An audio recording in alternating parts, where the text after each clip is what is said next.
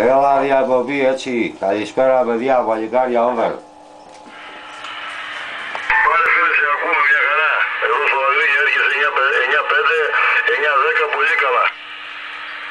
Έλα καλησπέρα ο Τάκης ο Κόμπρα το Βαρθολομείο over. Έλα, χρονιά πολλά, να είμαστε καλά, καλή χρονιά. Πες μου πώς με ακούς, μου είπες. Έλα το όνομά σου. Πέτα, Αγρίνιο, κοντά είμαστε έτσι. Πάρε φιλαράκι, over. Από πού βγαίνεις εσύ φιλαράκο? Έλα, από το Βαρθολομείο, Αμαλιάδα, over.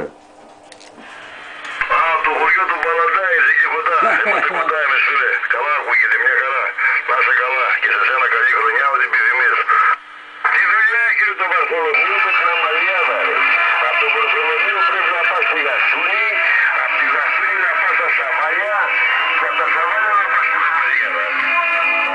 Εντάξει ρε Γιάννη, κοντά ρε, είναι φίλο Ρούβανα, εσύ από εκεί τα ξέρεις πιο καλά και εγώ τα ξέρω κοντά, εκεί γύρω-γύρω, το ίδιο νερό πίνετε όλοι. Για το ραμπίδιο το καβούδι μας. Δεν πειράζει, μία του. Μου ξηγές τώρα, σε δεν ξέρω